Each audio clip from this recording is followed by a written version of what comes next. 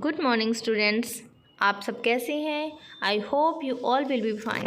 Today we are going to start our new chapter and the name of the chapter is India's gifts to the world. ये chapter है, ये 2 parts में है। जिसका first part है उसका नाम है हाउ योगा हील्स, एंड जो सेकंड पार्ट है उसका नाम है प्योरिटी इज़ पावर। तो आज हम अपना फर्स्ट पार्ट कर रहे हैं। तो चलिए स्टार्ट करते हैं। Let's start. देखिए, it has become a knowledge, देखिए it has become common knowledge that yoga is good for you. Common knowledge मतलब साधारण सी नॉलेज है, सबको पता है। कॉमन नॉलेज की बात हो गई है, yoga is good for you, yoga आपके लिए अच्छा है। ये एक कॉमन नॉलेज की बात है। Currently yoga being used as a therapy for cancer, infertility, lung disease, multiple sclerosis, Parkinson's disease, insomnia, high blood pressure and joint pain. वर्तमान में currently yoga being used, yoga का यूज़ किया जाता है as a therapy. Therapy होता है treatment, इलाज। एक थेरेपी के रूप में इसका यूज़ किया जाता है किस चीज़ के लिए? फॉर कैंसर, इनफर्टिलिटी, इनफर्टिलिटी होता है बांझपन, लंग डिजीज़, फेफड़ों की बीमारी में, and multiple sclerosis. Okay, multiple sclerosis होता है जो हमारा जो नर्व सिस्टम है उससे रिलेटेड कोई डिजीज़ है, मतलब हमारे स्नायु तंत्र की बीमारी है, जिससे हमारे जो मोशन है, हमारे जो टच है, फीलिंग है, उस पर नियंत्रण करने की ये जो उसमें नियंत्रण जो कम हो जाता है उससे रिलेटेड ये डिजीज़ है, पार्किंसंस डिजीज़। और ये भी हमारा नर्व सिस्टम से रिलेटेड कोई डिजीज़ है, जिसमें हमारे जो हाथ पैर हैं, हमारा जो मसल्स है वो कमज़ोर होने लग जाती है, बॉडी में एक कंपन होने लग जाता है। इंसोम्निया डिजीज़ है अनिद्रा, जिसमें नींद नहीं आती है। हाई ब्लड प्रेशर, सबको पता है, बीपी, एंड जॉइंट पेन, जोड़ों में दर्द। इन सभी डिजीज़ में एक थेरेपी के रूप में योगा का वर्तमान में यूज़ किया जा रहा है। Yet there is very little awareness and understanding on exactly how yoga heals even in the yoga and medical communities. लेकिन फिर भी बहुत ही कम अवेयरनेस है, जागरूकता है और समझ है कि कैसे एग्जैक्टली योगा कैसे बॉडी को हील करता है, इसकी अभी भी समझ नहीं है। यहाँ तक कि योगा में और मेडिकल जो कम्युनिटीज़ है, मेडिकल जो समुदाय है, उनमें भी इस चीज़ की अभी अवेयरनेस और अंडरस्टैंडिंग नहीं है। The key is to understand the relationship between stress, yoga and disease. और इस मूल बात क्या है? समझना है हमें द रिलेशनशिप, उस रिलेशन को समझना है जो कि स्ट्रेस में, योगा और डिजीज़ में आपस में जो रिलेशन है उसे समझना ही मुख्य बात है। Medical research estimates that as much as 90% of illness and disease stress related. जो मेडिकल रिसर्च है वह अनुमान लगाती है कि लगभग 90% जो इलनेस है, बीमारियां हैं, जो डिजीज़ है, वो स्ट्रेस रिलेटेड होती हैं, स्ट्रेस से संबंधित होती हैं। A few of the many diseases and conditions that have been linked to overactive stress response include cardiovascular disease, depression, anxiety, and some types of diabetes mellitus etc.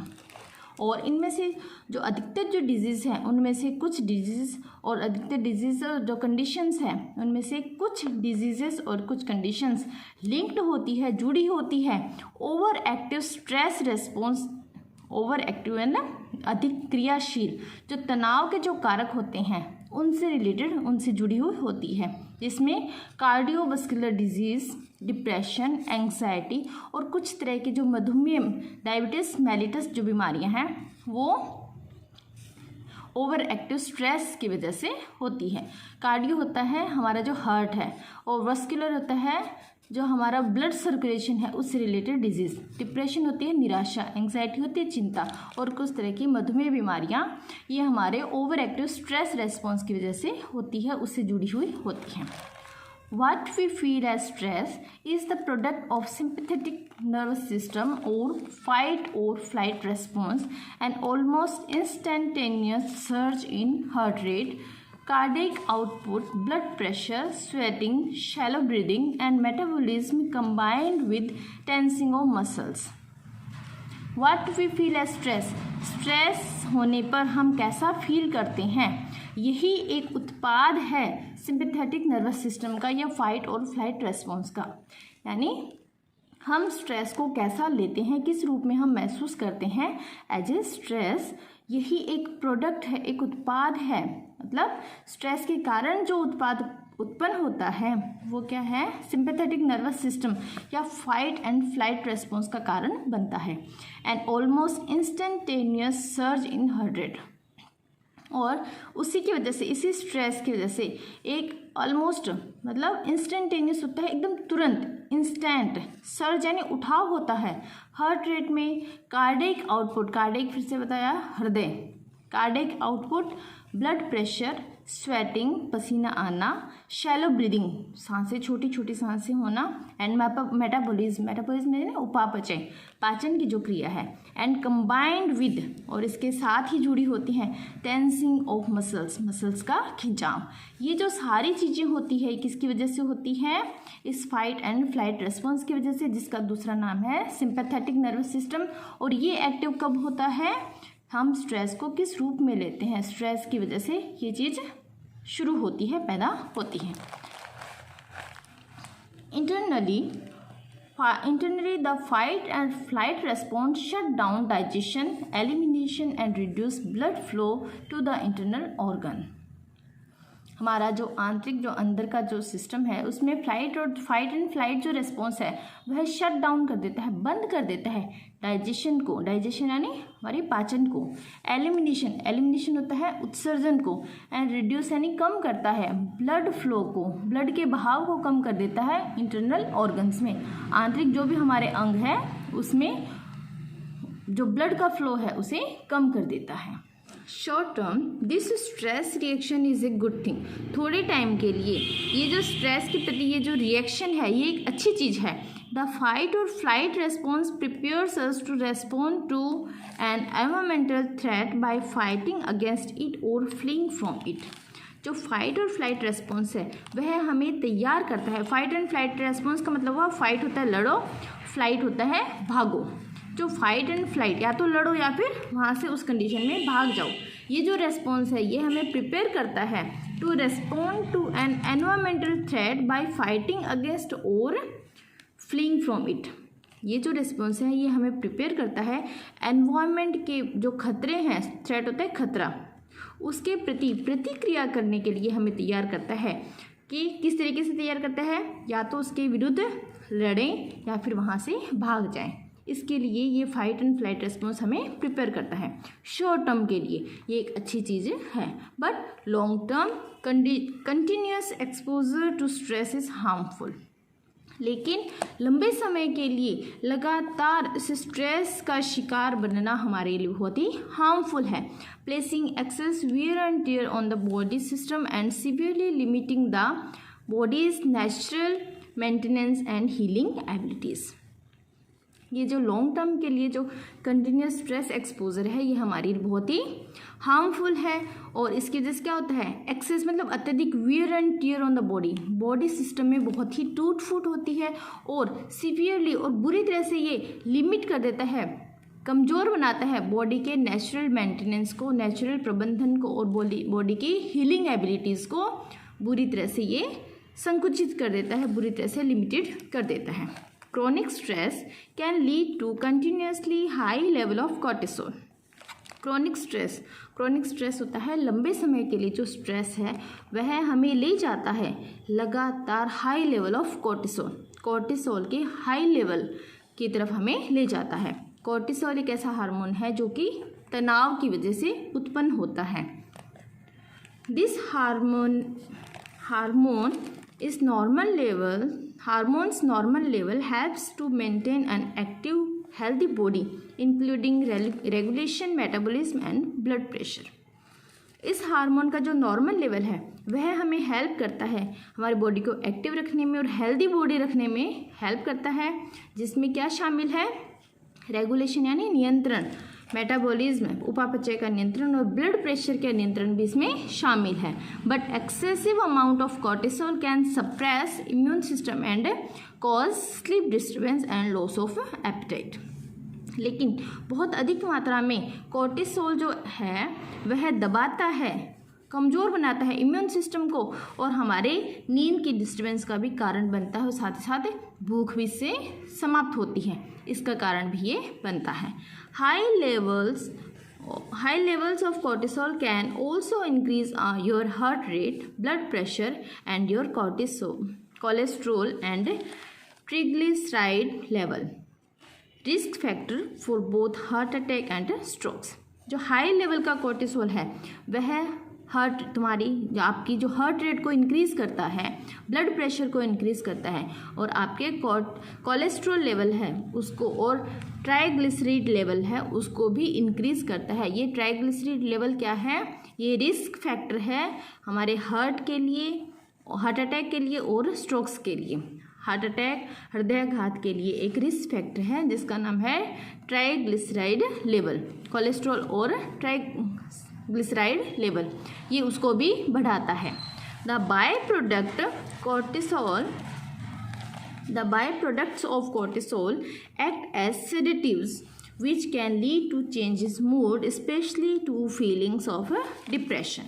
जो by product होता है सह उत्पाद, cortisol का जो सह उत्पाद है वह काम करता है एज ए सेडेटिव्स होता है नींद आने वाले कारक के रूप में काम करता है, जो कि which can lead to changes mood, जो मूड में चेंज भी लाता है, स्पेशली टू फीलिंग डिप्रेशन होता है निराशा, तनाव, अवसाद, उसके जो फीलिंग है स्पेशली उसके मूड में भी चेंज करता है। ये एक निंद्रा कारक है।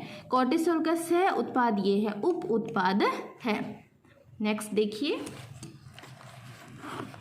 भाग्य से the body has a natural counter balance to the fight और flight response called the parasympathetic nervous system. बड़े भाग्य की बात है, भाग्य से जो बॉडी के पास एक नेचुरल काउंटर बैलेंस है, नेचुरल एक प्रतिरोध में संतुलन बनाने की कैपेसिटी है। किसके प्रति वो संतुलन बनाता है? फाइट और फ्लाइट रेस्पॉन्स के प्रति संतुलन बनाया जाता है। ऐसा बॉडी में एक नेचुरल काउंटर बैलेंस है, एक सिस्टम है जिसका नाम है पैरासिम्पैथेटिक नर्वस सिस्टम, या उसे रिलैक्सेशन रेस्पॉन्स भी कहा जाता है। यानी हमने अभी पढ़ा एक सिंपैथेटिक नर्वस सिस्टम जिसे फाइट और फ्लाइट रेस्पॉन्स कहा जाता है, उसके काउंटर बैलेंस में बॉडी में एक नेचुरल काउंटर बैलेंस है उसके विपरीत, जिसका नाम है पैरासिम्पैथेटिक नर्वस सिस्टम, जिसे रिलैक्सेशन रेस्पॉन्स भी कहते हैं। The parasympathetic nervous system becomes activated when the threat और स्ट्रेस हैज़ पास्ड और एंडेड। ये पैरासिम्पैथेटिक नर्वस सिस्टम एक्टिवेट हो जाता है जब थ्रेट और जो स्ट्रेस है वह निकल जाता है या फिर समाप्त हो जाता है। But it can also be consciously activated by deepening the breath and by relaxing the skeletal muscles. लेकिन इसे कॉन्शियसली चेतन अवस्था में इसे जानबूझकर भी एक्टिवेट किया जा सकता है, डीपनिंग द ब्रीथ लंबी सांस लेकर, और by relaxing the skeletal muscles, और जो हमारे जो मसल्स है, हड्डियों से जुड़ी जो भी मांसपेशी हैं उनको रिलैक्स करके इसे एक्टिवेट भी किया जा सकता है। व्हेन एक्टिवेटेड, और जब ये एक्टिवेट होता है parasympathetic nervous system lowers blood pressure. तो ये पैरासिम्पैथेटिक नर्वस सिस्टम ये कम करता है ब्लड प्रेशर को, बीपी को, हार्ट रेट को एंड रेस्पिरेशन को। रेस्पिरेशन होता है हमारे जो श्वसन की जो प्रक्रिया है उसे रेस्पिरेशन बोलते हैं। The pace of the breath, सांस लेने की गति को ये कम करता है, यानी हमारी बॉडी रिलैक्स होती है। Digestion and elimination are allowed to be stimulated and blood is free to travel to the digestive, reproductive, glandular and immune system necessary for the promotion of long term health. कहते हैं और इसके साथ ही जो digestion है, जो हमारा पाचन का जो सिस्टम है, एलिमिनेशन यानी उत्सर्जन का जो सिस्टम है, उसे वो भी फिर से स्टिमुलेट हो जाता है, यानी वो भी अपना काम करना शुरू कर देता है। एंड ब्लड इज़ फ्री, और ब्लड भी फ्री होता है to travel to the digestive, reproductive, glandular and immune system. Immune system में हमारा जो ग्रंथि संस्थान है, जो रिप्रोडक्टिव, पुनरुत्पाद का और डाइजेशन का जो सिस्टम है, उन सब में जो ब्लड है वह फ्रीली ट्रैवल कर सकता है, वह भी ब्लड एक उचित मात्रा में सब जगह पहुंचने लग जाता है। और ये सारे जो सिस्टम है, system necessary for the promotion of long term health, ये सारे सिस्टम हमारे लॉन्ग टर्म की हेल्थ के लिए बहुत ही ज़रूरी है। The relaxation response is also known as the rest and renew stage, when the body has the time and resource to heal the body and to respond to illness. ये जो relaxation response है, जिसका नाम एक है parasympathetic nervous system, ये response इसे rest and renew stage भी कहा जाता है। जब बॉडी के पास टाइम होता है और उसके पास संसाधन होते हैं बॉडी को हील करने का, बॉडी को पुनः ठीक करने का और रेस्पॉन्ड टू इलनेस, बीमारियों के प्रति रेस्पॉन्ड करने का समय होता है। Obviously by increasing the frequency, time and depth of the relaxation response, we not only allow our body to recover from illness and disease, but we also practice preventive medicine by allowing the body to perform all of its essential maintenance tasks. कहते हैं कि न केवल इसकी वजह से हम इस फ्रीक्वेंसी को बढ़ाकर, यानी पैरासिम्पैथेटिक नर्वस सिस्टम की जो फ्रीक्वेंसी है उसे बढ़ाकर, उसके टाइम को बढ़ाकर, उसकी डेप्थ यानी गहराई को बढ़ाकर, जो रिलैक्सेशन रेस्पॉन्स है उसकी गहराई, उसके टाइम, उसकी फ्रीक्वेंसी को बढ़ाकर न केवल हम बॉडी को अलाउ करते हैं कि वो हमें इलनेस और डिजीज़ से रिकवर करें, उसके साथ ही प्रैक्टिसिंग हम ये अभ्यास भी करते हैं प्रिवेंटिव मेडिसिन्स, जो दवाइयों से रोकथाम करते हैं, हम दवाइयों से भी बचते हैं by allowing the body to perform all of its essential maintenance task, कि जो भी बॉडी की जो ज़रूरी मेंटेनेंस के जो भी काम है उसे परफॉर्म करने की परमिशन देते हैं। उसे परफॉर्म करने के कारण से हम मेडिसिन से भी प्रिवेंट करते हैं, बच जाते हैं। Yoga's emphasis on long, deep breathing and conscious relaxation activates the parasympathetic nervous system and promotes its rest and renew functions. जो योगा है वो emphasis करता है, जोर देता है on long, deep breathing, लंबी गहरी सांस लेने में वो इस पर जोर देता है, and conscious relaxation activates, और जानबूझकर सचेतनापूर्ण जो रिलैक्सेशन है, हम हमारी बॉडी को रिलैक्स करते हैं, वह एक्टिवेट करता है पैरासिम्पैथेटिक नर्वस सिस्टम को एंड प्रमोट्स, और बढ़ावा देता है इसके रेस्ट एंड रिन्यू फंक्शन को, यह बढ़ावा देता है। In fact a recent study has shown yoga to decrease the level of stress hormone cortisol in the blood. और एक रिसेंट स्टडी ने, एक अध्ययन ने, एक शोध ने यह दर्शाया है कि योगा वह डिक्रीज करता है, कम करता है the level of the stress hormone cortisol. Cortisol जो हार्मोन है, जो कि स्ट्रेस हार्मोन है, उसके लेवल को ब्लड में कम करता है। The meditative practices of yoga help to reduce the responsiveness of the mind to stressors and to lessen the intensity of the fight and flight response. जो मेडिटेटिव प्रैक्टिस है yoga की, वह help करती है कम करने में the responsiveness of the mind. Mind जो responsive करता है, जो प्रतिक्रिया करता है, किसके प्रति? स्ट्रेसर के प्रति, जो स्ट्रेस देने वाले कारक है उनके प्रति माइंड जो प्रतिक्रिया करता है, उस प्रतिक्रिया को वह कम करता है। एंड लेसन, और वह कम करता है the intensity of the fight and flight response. Fight और फ्लाइट जो प्रतिक्रिया है उसकी तीव्रता को भी कम करता है योगा की मेडिटेटिव प्रैक्टिस।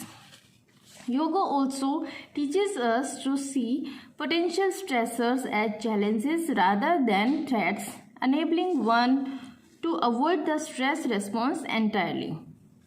और साथ ही योगा हमें सिखाता है कि हम देखें पोटेंशियल जो संभावित जो भी स्ट्रेसर्स हैं, स्ट्रेस के जो भी कारक हैं, उन्हें हम एज ए चैलेंज देखें बजाय एक थ्रेट के, एक खतरे की बजाय हम उन्हें चुनौती के रूप में स्वीकार करने के हमें सिखाता है और हमें योग्य बनाता है। 1 to avoid the stress response entirely, पूरी तरह से स्ट्रेस की प्रतिक्रिया को अवॉइड करने के योग्य हमें बनाता है। यानी हम स्ट्रेस के प्रति हमारी जो प्रतिक्रिया है उसको हम चुनौती की तरह स्वीकार करते हैं और हम उस स्ट्रेस को अवॉइड करने के लिए हमें योग्य बनाता है।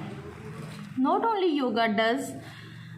only does yoga's ability to activate the parasympathetic nervous system reduce stress and allow the body to heal itself, but the practice of yoga also improve the body's inherent healing abilities. न केवल योगा की जो ability है, yoga की जो क्षमता है, कौन सी क्षमता है? To activate parasympathetic nervous system, parasympathetic nervous system को एक्टिवेट करने की जो एबिलिटी है वह न केवल स्ट्रेस को कम करती है बल्कि हमारी बॉडी को अपने आप हील करने की, अपनी बॉडी को मेंटेन करने की भी परमिट करती है, मेंटेन करने के लिए भी आज्ञा देती है। बट इसके साथ ही साथ प्रैक्टिस ऑफ योगा की प्रैक्टिस से also improves the bodies inherent healing abilities, body की जो जन्मजात खुद से लड़ने की, जो हील करने की, ठीक करने की जो एबिलिटीज़ है बॉडी की, उसे भी वह इम्प्रूव करती है। योगा की प्रैक्टिस बॉडी की हीलिंग एबिलिटी को भी बढ़ावा देती है। The inverting, twisting and compressing that occur in yoga posture enhance the circulation of body and blood fluid.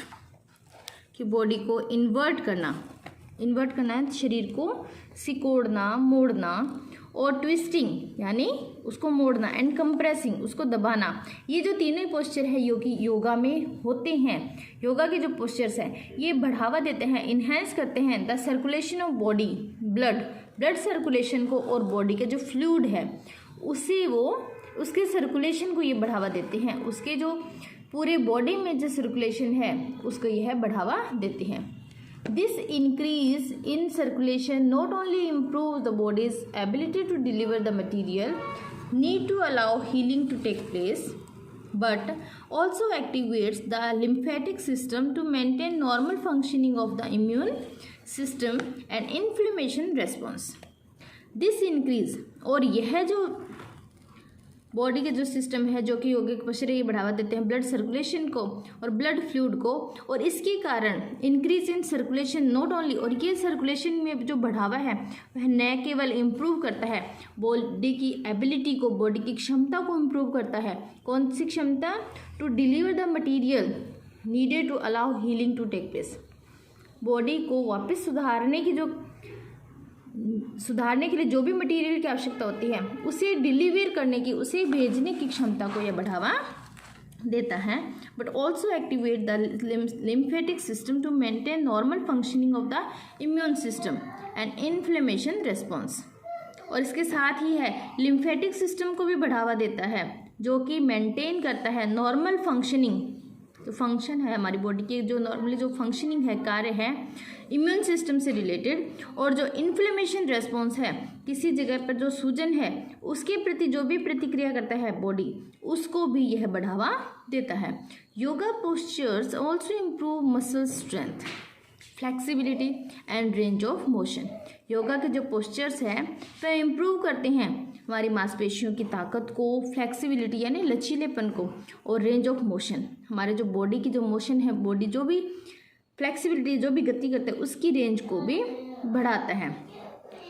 All very important, और सभी बहुत इंपॉर्टेंट है for healing and prevention of musculoskeletal disease such as arthritis and osteoporosis, और ये सारे बहुत ही important है healing के लिए, और मस्कुलोस्केलेटल जो डिजीज़ है, जो मांसपेशी और हड्डियों से रिलेटेड जो भी डिजीज़ हैं उनकी रोकथाम के लिए भी बहुत ज़रूरी है।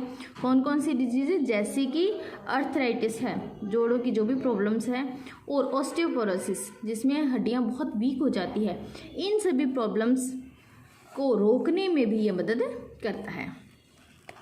योगा's emphasis on deep breathing combined with back bend improves lung capacity and function. Yoga जोर देता है गहरी सांस लेने में, और कंबाइंड जो कि जुड़ा हुआ है विद बैक बेंड्स, जो हम बॉडी को पीठ को पीछे की तरफ मोड़ते हैं, उसके कारण इम्प्रूव होती है लंग कैपेसिटी, फेफड़ों की कैपेसिटी और उसके फंक्शंस कार्य करने की जो भी क्षमता है वो इम्प्रूव होती है। Practicing yoga also encourages one to lead a healthier lifestyle through developing the self-awareness and discipline required for positive behavior modification। और योगा की जो प्रैक्टिस है वह इनक्रेज करती है, बढ़ावा देती है किसी को एक हेल्थियर लाइफस्टाइल, एक अच्छी स्वस्थ जीवन शैली के लिए, और through developing the self awareness, स्वतः जो जागरूकता है उसका विकास करके, और अनुशासन जो कि जिसकी आवश्यकता होती है, पॉजिटिव बिहेवियर मॉडिफिकेशन, जो सकारात्मक हमारा बिहेवियर, जो व्यवहारात्मक जो मॉडिफिकेशन है, मॉडिफाई करना यानी चेंज करना, उसके डिसिप्लिन को भी यह बढ़ावा देती है। मतलब जो अपने सेल्फ अवेयरनेस और डिसिप्लिन, जो पॉजिटिव बिहेवियर मॉडिफिकेशन का जो अनुशासन है, वो सभी योगा की वजह से हम एक हेल्दी लाइफ की तरफ हमें आगे बढ़ाती हैं। वाइल योगा, जबकि yoga provides such a strong support to the body's healing mechanism, it is important to view yoga as an adjunct or complementary therapy and not relied upon as the only therapy for healing diseases। यद्यपि योगा हमें provide करवाता है एक बहुत ही strong support, एक बहुत ही मजबूत सहारा देता है हमारी बॉडी के हीलिंग मैकेनिज्म, हमारे बॉडी को जो स्वास्थ्य लाभ की जो भी व्यवस्था है, मैकेनिज्म है, उसको सपोर्ट करने में बहुत ही स्ट्रॉन्ग सहारा है। और इट इज़ इम्पोर्टेंट, फिर भी महत्वपूर्ण है कि योगा को देखा जाए एक एडजंक्ट के रूप में, एक अतिरिक्त सहारे के रूप में देखा जाना चाहिए, एक कॉम्प्लीमेंट्री थेरेपी, एक पूरक इलाज के रूप में देखा जाना चाहिए, एंड नॉट रिलाइड, और सिर्फ इसी पर डिपेंड नहीं रहना चाहिए कि only therapy for healing disease, बीमारी से ठीक करने की एक सिर्फ और सिर्फ एक यही थेरेपी है, ये सोचकर हमें सिर्फ और सिर्फ इसी पर डिपेंड नहीं रहना चाहिए। ये एक सपोर्ट है, एक कॉम्प्लीमेंट्री है, और एक एडजंक्ट है, अतिरिक्त ये एक सहारा है, कॉम्प्लीमेंट्री थेरेपी है, हमें सिर्फ और सिर्फ इसी पर डिपेंडेंट नहीं रहना चाहिए। आई होप आपको ये लेसन समझ में आया होगा बच्चों। अगर लेसन समझ में आया तो इसका सेकंड पार्ट देखने के लिए मेरी वीडियो को सब्सक्राइब कीजिए, मुझे लाइक, शेयर एंड कमेंट कीजिए। Thank you very much.